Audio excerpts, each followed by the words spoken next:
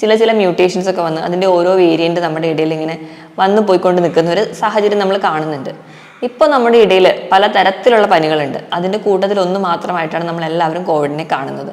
നമ്മുടെ ശരീരത്തിൽ ആൻറ്റിബോഡി ഉണ്ടെങ്കിലും ഒമിക്രോൺ JN.1 വരുന്നതായിട്ട് കാണാം. അതുപോലെ വാക്സിൻ എടുത്തവർക്കും ഈ ഒരു വൈറസ് അറ്റാക്ക് ചെയ്യുന്നുണ്ട്. നമുക്കിടയിലോ അല്ലെങ്കിൽ നമ്മുടെ വീട്ടിൽ ആർക്കെങ്കിലും ചെറുതായിട്ട് ജലദോഷമോ പനിയൊക്കെ ഉണ്ടെങ്കിൽ നിങ്ങൾ മാക്സിമം ഒരു ഡോക്ടറുടെ കൺസൾട്ടേഷൻ തന്നെ എടുക്കുക. നമ്മളത് സ്വയം ചികിത്സിക്കാതിരിക്കുക.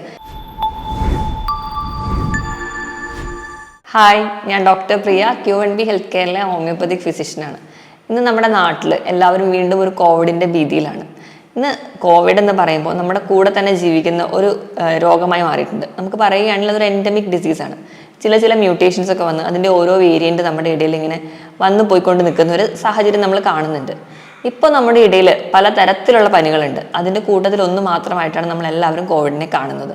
പലതരത്തിലുള്ള പനികൾ എന്ന് പറയുമ്പോൾ പലതരത്തിലുള്ള ഫ്ലൂ, ഇൻഫ്ലുവൻസയുടെ ഒക്കെ ഒരു സമയമാണ്. കാരണം കാലം തെറ്റി വരുന്ന മഴയും കാലാവസ്ഥ വ്യതിയാനങ്ങൾ കൊണ്ട് പലതരത്തിലുള്ള വൈറസുകളുണ്ട്. അഡിനോ വൈറസുകൾ, റൈനോ വൈറസുകൾ, ഇത് കൂടാതെ H1N1, H2N3 ഇങ്ങനെ പല വിഭാഗത്തിലുള്ള വൈറസുകൾ നമ്മുടെ ഇടയിലുണ്ട്.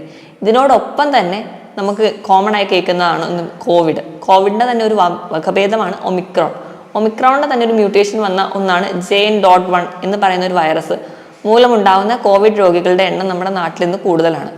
നമ്മൾ പറയുകയാണെങ്കിൽ 2000-ന് മുകളിലായി ഇന്ന് കണക്കുകൾ പ്രകാരവും 5 മരണം വരെ റിപ്പോർട്ട് ചെയ്തിട്ടുമുണ്ട്.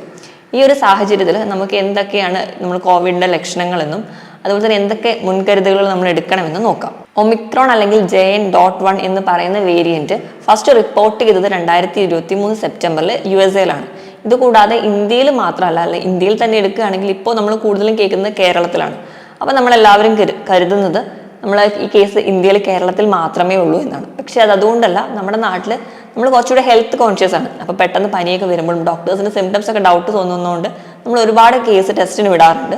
അതിൻ്റെ ഭാഗമായിട്ടാണ് ഒരു 90% കേസുകൾ നമുക്ക് ഡിറ്റക്ട് ചെയ്യാൻ പറ്റുന്നത്. മറ്റ് സംസ്ഥാനങ്ങളിൽ വേണ്ടത്ര രീതിയിൽ പരിശോധനകൾ ഇല്ലാത്തത് കൊണ്ട് മാത്രമാണ്.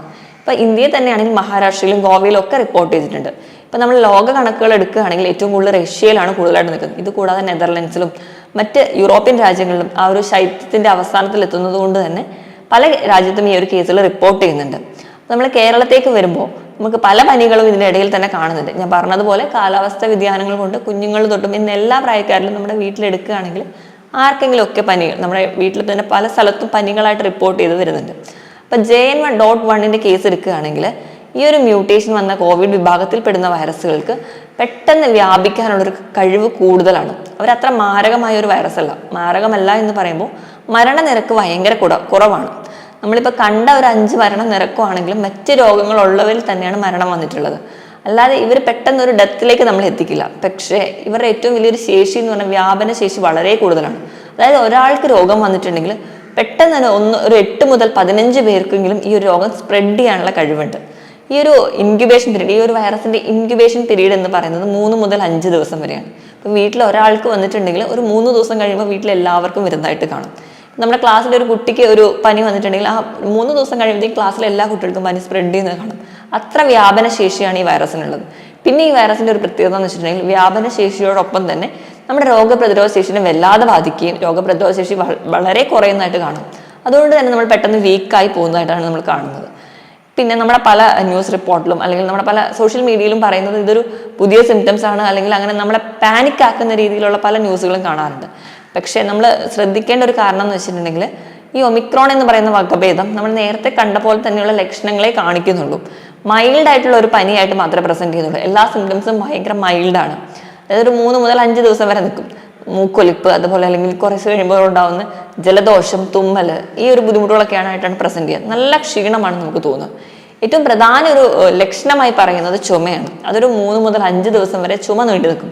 ചുമയാണ് പ്രധാനമായിട്ട് ഇവർക്ക് വില്ലനായി പറയുന്നത്. അതുപോലെ തന്നെ തലയ്ക്ക് നല്ല കനം, തലയ്ക്കൊരു പെരുപ്പ്, തലവേദന പോലെയുള്ള ബുദ്ധിമുട്ടുകളുണ്ട്. തൊണ്ടയ്ക്ക് ചെറിയ ഇറിറ്റേഷനും തൊണ്ടവേദനയൊക്കെ ആയിട്ട് പ്രസന്റ് ചെയ്യാം.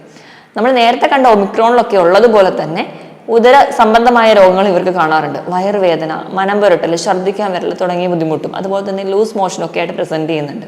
ഇതോടൊപ്പം തന്നെ സന്ധിവേദന, ഇതൊക്കെയാണ് പ്രധാനമായിട്ടും ഈ ഒമിക്രോണിലുള്ള JN.1 കാണിക്കുന്ന ലക്ഷണങ്ങൾ. നേരത്തെ നമ്മൾ കോവിഡിൽ കണ്ട പോലെയുള്ള ലക്ഷണങ്ങളൊക്കെ തന്നെയാണ്. പക്ഷേ നമ്മൾ കോവിഡിൽ നേരത്തെ കേസസ് ഒക്കെ കണ്ടതിൽ നമുക്ക് മറ്റ് കോംപ്ലിക്കേഷൻസ് വളരെ കൂടുതലായിരുന്നു. അതായത് ന്യൂമോണിയ ആവുക അല്ലെങ്കിൽ മറ്റ് ബുദ്ധിമുട്ടുകളൊക്കെ എത്തുന്നത് വളരെ കൂടുതലാണ്. അതുകൊണ്ട് തന്നെ ഡെത്ത് വളരെ കൂടുതലായിരുന്നു. പക്ഷേ ഈ ഒരു കേസിൽ ഡെത്ത് വളരെ കുറവായിരിക്കും. പക്ഷേ ഇതൊരു മൈൽഡ് കേസ് ആണെങ്കിൽ കൂടി നമ്മൾക്ക് വന്നു കഴിഞ്ഞ് കഴിഞ്ഞാൽ നേരത്തെ വന്ന പോലെ പോസ്റ്റ് കോവിഡ് സ്ട്രെസ് ഡിസോർഡേഴ്സ് ഒക്കെ ഉണ്ടാവുന്നുണ്ട്. നേരത്തെ നമ്മൾ ഇതിൻ്റെ മുൻപത്തെ വർഷങ്ങളിലൊക്കെ കണ്ടതാണ്. കോവിഡ് വന്നു കഴിഞ്ഞാൽ നമുക്ക് അതിൻ്റെ ഒരു ബുദ്ധിമുട്ടായിട്ട് നമുക്ക് ശ്വാസതടസ്സം, അല്ലെങ്കിൽ നെഞ്ചിലൊരു കനം പോലെ, ഹാർട്ട് റേറ്റ് ഒക്കെ കൂടുന്ന പോലെ തോന്നാം, കഠിനമായ ക്ഷീണം, അല്ലെങ്കിൽ അതിനുശേഷം നമുക്ക് മാനസികമായിട്ട് ഒരു ആൻസൈറ്റി, ഒരു ആൻഷ്യസ്, അല്ലെങ്കിൽ നമ്മൾ കുറച്ചുകൂടെ പേടി കൂടുതൽ വരിക, ഇങ്ങനത്തെ ചില സ്ട്രെസ് ഡിസോർഡേഴ്സ് ഒക്കെ ഈ ഒരു കേസിലും വരാൻ ചാൻസ് വളരെ കൂടുതലാണ്. ന്യൂമോണിയ പോലെയുള്ള കോംപ്ലിക്കേഷൻസ് കുറവാണെങ്കിലും ഇങ്ങനെയുള്ള സ്ട്രെസ് ഡിസോർഡേഴ്സ് ഇത് ഈ ഒരു മൈൽഡ് കേസ് ആണെങ്കിൽ പോലും ഈ ഒമിക്രോണിലും കാണുന്നുണ്ട്. അപ്പോൾ നമ്മൾ മാക്സിമം ഈ ഒരു കണ്ടീഷൻസ് വരാതിരിക്കാൻ വേണ്ടി ശ്രദ്ധിക്കുക. പിന്നെ ഇതിൻ്റെ ഒരു പ്രത്യേകത എന്താണെന്ന് വെച്ചിട്ടുണ്ടെങ്കിൽ, നമ്മൾ കോവിഡ് വന്നു പോയവർക്കും നമ്മുടെ ശരീരത്തിൽ ആൻറ്റിബോഡി ഉണ്ടെങ്കിലും ഒമിക്രോൺ JN.1 വരുന്നതായിട്ട് കാണാം. അതുപോലെ വാക്സിൻ എടുത്തവർക്കും ഈ ഒരു വൈറസ് അറ്റാക്ക് ചെയ്യുന്നുണ്ട്. കാരണം അത്രയും നല്ലൊരു എഫിഷ്യൻ്റ് ആയിട്ടുള്ള ഒരു വേരിയൻ്റ് ആണിത്. കാരണം ഒരുപാട് കോവിഡുകളും അല്ലെങ്കിൽ അതിൻ്റെ വേറെ വേറെ സ്ട്രെയിൻസ് വരുന്നുണ്ടെങ്കിലും ഒരു സർവൈവൽ ഓഫ് ദ ഫിറ്റസ്റ്റ് എന്ന് തന്നെ നമുക്ക് പറയാൻ പറ്റുന്ന ഒരു വേരിയൻ്റ് ആണ് JN.1. കാലക്രമേണ ചിലപ്പോൾ ഈ ഒരു വേരിയൻറ്റും നമുക്ക് നശിച്ച് വേറൊരു വേരിയേഷനിലോട്ടൊക്കെ വന്നേക്കാം. പക്ഷെ ഇന്ന് വരെ കണ്ടതിൽ ഏറ്റവും നമുക്ക് വ്യാപനശേഷി കൂടുതലുള്ള ഒരു വേരിയൻ്റ് ആണ് ഒമിക്രോൺ 1. ഇതൊക്കെയാണ് പ്രധാനമായിട്ടും ഈ JN.1 കാണിക്കുന്ന ലക്ഷണങ്ങൾ. ഇനി നമ്മളിത് എങ്ങനെ കൺട്രോൾ ചെയ്യണം എന്ന് നോക്കിക്കഴിഞ്ഞ് കഴിഞ്ഞാൽ കംപ്ലീറ്റ് റെസ്റ്റ് ആണ് ഇതിനാകെ കൂടി ചെയ്യാവുന്ന ഒരു റെമഡി. അതായത് ഇപ്പം ഒരു 3 മുതൽ 5 ദിവസം വരെയാണ് ഇതിൻ്റെ ഇൻക്യുബേഷൻ പീരീഡ് എന്ന് പറഞ്ഞു. ഇപ്പോൾ കുഞ്ഞു കുട്ടികൾക്കൊക്കെയാണ് വരുന്നതെങ്കിൽ, ഇപ്പോൾ ഒരു എക്സാം ടൈമും അല്ലെങ്കിൽ ഈ ഒരു സീസണൊക്കെ ആയതുകൊണ്ട് തന്നെ നമ്മൾ ഒരു ദിവസമൊക്കെ റെസ്റ്റ് ചെയ്തു, അത് കഴിഞ്ഞിട്ട് നമ്മൾ വേഗം സ്കൂളിൽ വിടുന്നൊരു പ്രവണതയാണ് കാണുന്നത്. ഇങ്ങനെ ഒരു കേസിൽ നമ്മൾ മാക്സിമം റെസ്റ്റ് കൊടുക്കുക. കുട്ടികൾക്ക് ഒരു 6 ദിവസമെങ്കിലും കംപ്ലീറ്റ് വീട്ടിൽ തന്നെ റെസ്റ്റ് കൊടുക്കുക. അതുപോലെ തന്നെ ഹെൽത്തി ആയിട്ടുള്ള ഭക്ഷണം കൊടുക്കുകയാണെങ്കിൽ നമുക്കൊരു ഇമ്മ്യൂണിറ്റി കൂട്ടാം. അതുവഴി നമുക്ക് ഈ വൈറസിനെ ഓവർകം ചെയ്യാം. ഒരിക്കലും നമ്മൾ മെഡിസിൻസിനെ ഡിപ്പെൻഡ് ചെയ്ത് കഴിഞ്ഞ വഴി നമുക്ക് ഈ വൈറസിനെ ഓവർകം ചെയ്യാൻ പറ്റില്ല. കാരണം നമുക്കറിയാം വൈറസ് എന്ന് പറയുന്നത് നമുക്ക് ഒരിക്കലും മെഡിസിനിലൂടെ ഓവർകം ചെയ്യാൻ പറ്റുന്ന ഒരു കണ്ടീഷനല്ല. അതിന് പകരം നമ്മൾ നമ്മുടെ ഇമ്മ്യൂണിറ്റിയാണ് ബൂസ്റ്റ് ചെയ്യേണ്ടത്.